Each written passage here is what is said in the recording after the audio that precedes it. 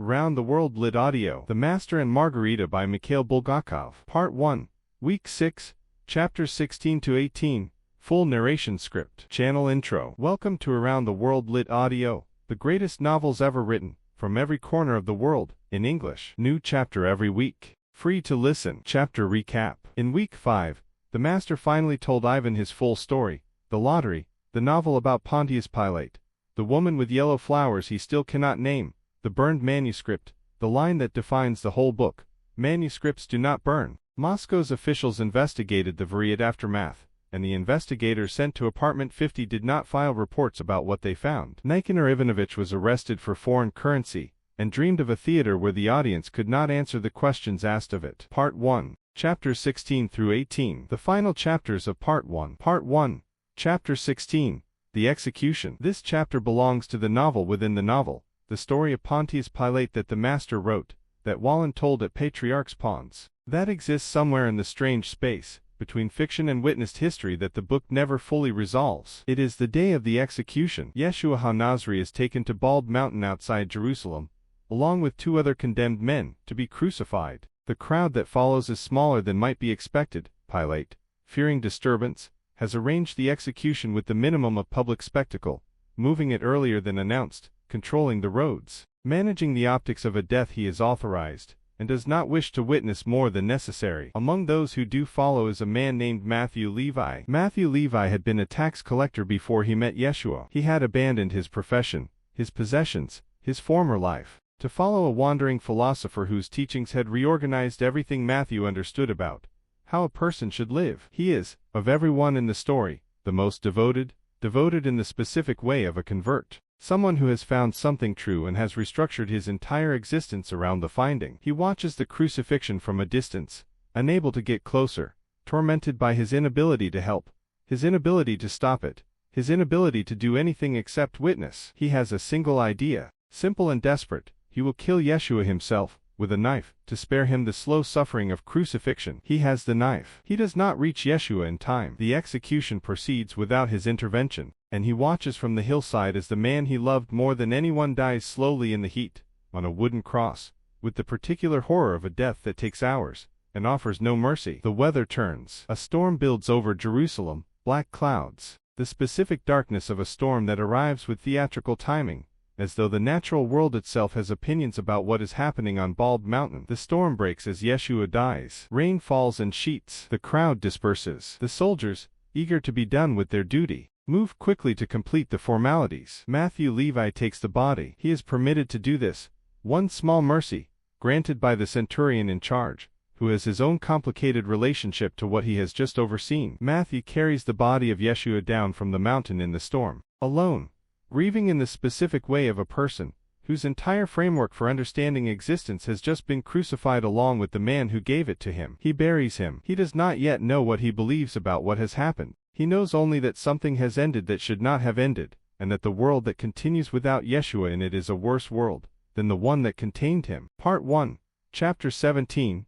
A Distressing Day. Back in Moscow, the chaos was reaching its peak. The accountant of the VARIET, a man named Vasily Stepanovich, had been sent to deliver the theater's takings from the black magic show to the appropriate financial authorities. This was a routine task, the kind of bureaucratic errand that constitutes most of ordinary administrative life, except that nothing connected to Woland's visit to Moscow remained routine for long. The money would not stay money. This had become a pattern. Rubles that had seemed entirely real at the point of transaction had a tendency, upon closer examination or simply upon the passage of time, to reveal themselves as something else: foreign currency, or simply paper, or sometimes nothing at all, vanishing from wallets and ledgers with the same inexplicability that had characterized everything since the foreigner appeared at Patriarch's Pawns. Vasily Stepanovich discovered, upon arrival at the financial office, that the VARIET's takings had transformed into foreign currency. This was, for an accountant, a professionally catastrophic discovery. Foreign currency in a Soviet financial office was not a minor irregularity. It was the kind of irregularity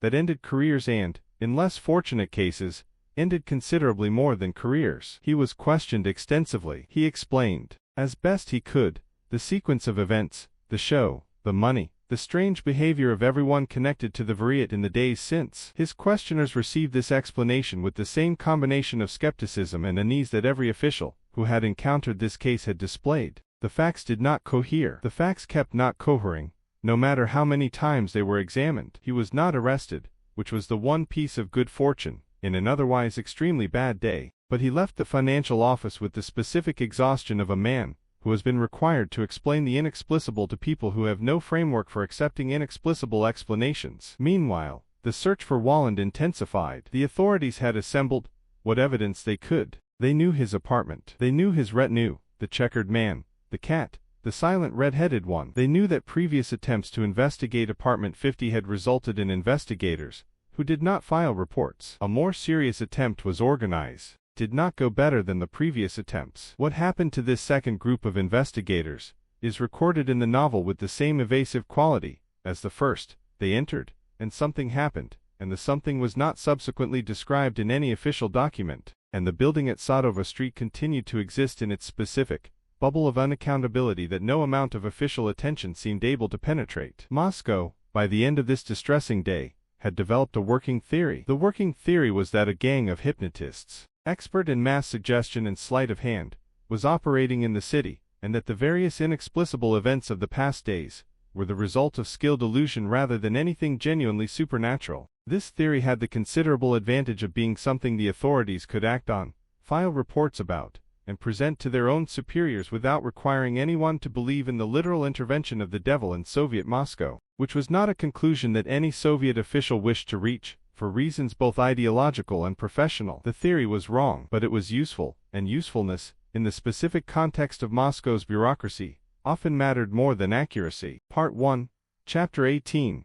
Unwelcome Visitors. Maximilian Andreyevich Poplavsky was Berlioz's uncle. He lived in Kiev. He received a telegram informing him of his nephew's death, the specific, terrible death at Patriarch's Pons, that had begun everything, and he traveled to Moscow with the dual purpose of attending to his nephew's affairs and, not incidentally, exploring whether he might inherit Berlioz's excellent Moscow apartment, which was considerably more desirable than anything available to him in Kiev. He arrived at apartment 50. He knocked. The door was opened by Koroviv, who received him with the particular warm hospitality that Koroviv brought to every interaction that was, in fact, designed to end badly for the person being welcomed. Poplavsky explained his situation, his late nephew, his concern for the proper administration of the estate, his hope that the apartment might pass to him as the closest available relative. Koroviv listened with great sympathy. He said, of course, such a tragedy, such a sudden loss. You must be devastated. He continued in this vein for some time, expressing condolences with an enthusiasm that exceeded what the situation strictly required, while Poplavsky waited for the conversation to move toward the practical matter of the apartment. Then Koroviyev's tone changed. He produced, from somewhere, a telegram that Poplavsky had not sent, and had never seen, supposedly from Berlioz himself, dated after his death, which was logically impossible and which Koroviv presented as entirely unremarkable. Poplavsky was confused. Poplavsky said the telegram could not be real, since his nephew was dead. Koroviv agreed enthusiastically that this was very strange. The cat behemoth appeared, walking on two legs, and joined the conversation with observations about inheritance law that were technically accurate and entirely beside the point. Poplavsky began to feel that the conversation was proceeding in a direction he could not control. He was right. He left the apartment some time later considerably faster than he had entered it, having been physically removed by means he found difficult to describe afterward, and would not have believed if someone else had described them to him. He did not get the apartment. He did not get an explanation. He returned to Kiev with a story that no one in Kiev would believe, and that he, increasingly, found himself uncertain he believed either. He was not the last visitor to apartment 50 that day. Another man arrived, a barman from the VARIET, concerned about the foreign currency that had appeared in his, till after the show, seeking some kind of resolution or explanation from the source of the chaos. He received, instead, a remarkably specific and accurate diagnosis of an illness he had not yet been told he had, delivered by Woland himself with the detached clinical interest of someone discussing a minor inconvenience. He left apartment 50 considerably more disturbed than when he had arrived, and considerably more aware of his own mortality than is generally comfortable for a person to be on an ordinary Wednesday. Apartment 50, by the end of Part 1, had become something like a confessional, an oracle, and a trap, depending on who walked through its door. and what they had come seeking. Few people who entered left unchanged. None of them left with what they had come for. Chapter Transition. You have reached the end of Part 1 of The Master and Margarita by Mikhail Bulgakov. Part 1 is complete. Part 2 begins next week, and Part 2 belongs to Margarita, the woman with yellow flowers, the reader of the burned manuscript, the one who will make a bargain with the devil himself to get back what she has lost. The ball is coming, and everything Bulgakov has been building since Patriarch's Pawns is about to converge. The next episode is available next week. Subscribe to Around the World Lit Audio so you never miss a chapter. A new episode arrives every week.